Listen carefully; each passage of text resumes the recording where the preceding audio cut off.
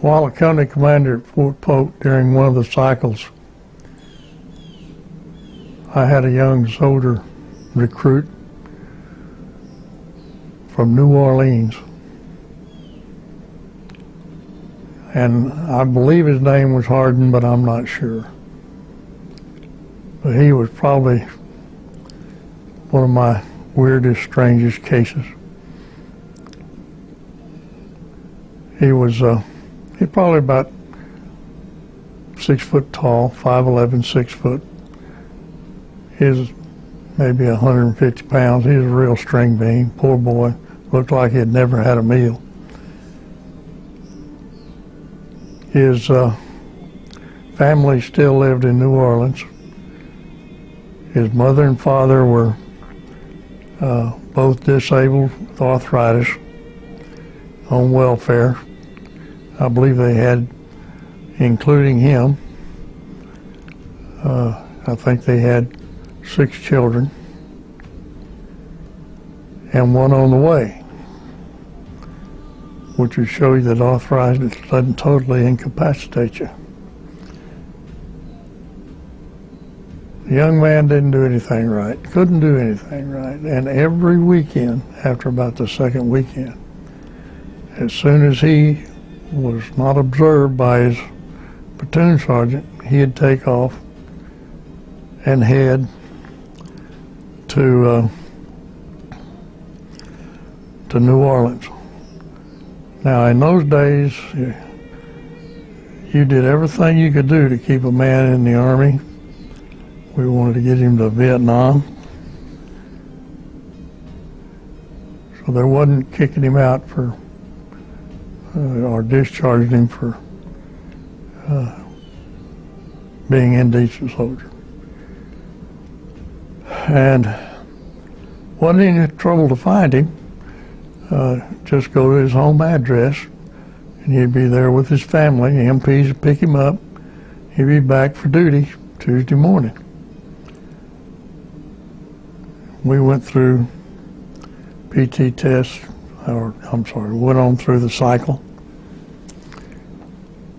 And it was the same thing every weekend. There wasn't any discharges, as I said. We had to do the best we could with them. So at the end of the cycle, they had a competition or a rating, and we had an efficiency test of all the subjects we'd gone over in basic training.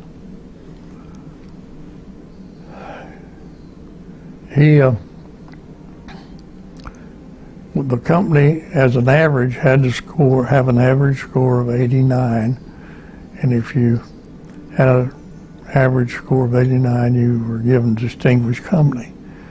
Well, your career ratings and so forth, how well you were doing your job depended upon how well you did on that test and whether you were a distinguished company or not. So everybody working toward that. Well, it came time to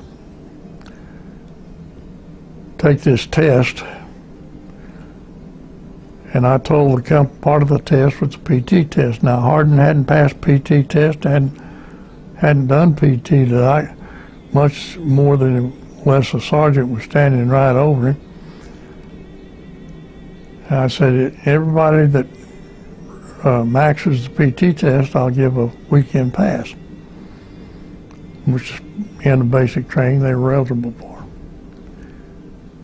So lo and behold, Hardin went out and took that test. Now, I don't know how he did on the academic part, can't remember that.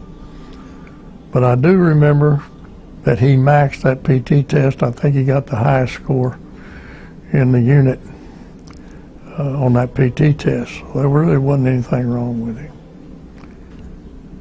One thing I forgot to mention was he was going to go AIT to engineers. He was going to be a heavy equipment operator. They're going to train you to be a heavy equipment operator.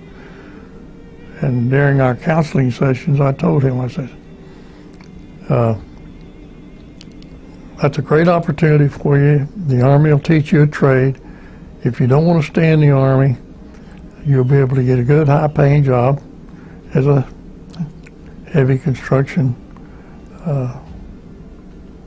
engineer on one of these graders or roll bars, whatever. You'll be trained. It'd be better for your family to do that. Well, he wouldn't listen, wouldn't have any of that. Family wouldn't. Every week, every day, phone calls from his mother, from his chaplain. He wanted out of the Army. Well, anyway, he passed, like I said, he passed the test, just about maxed it. The strange part of that was we didn't want another AWOL, take a chance on an AWOL.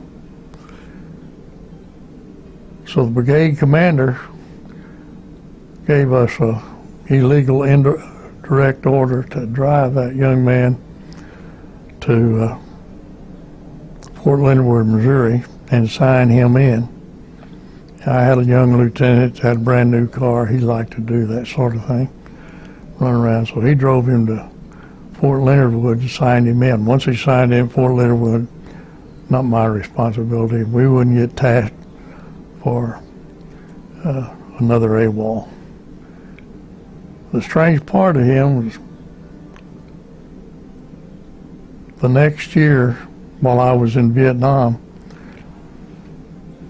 I was down in the Delta.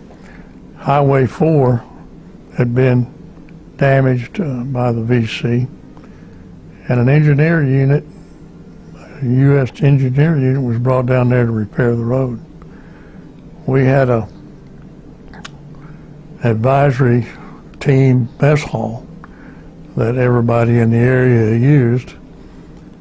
And lo and behold, one morning I walked into that mess hall and there stood Hardin in line waiting to get his breakfast. And I spoke to him. He didn't really want to talk to me, but that young man had Spec 4 stripes on his sleeve. He had filled out. I guess he had gained 40, 50 pounds. Looked like a real young Atlas. He was a good-looking young man doing his duty. So the Army changed one young man, I hope, filled him out, brought him to maturity. And I've often wondered what happened to him.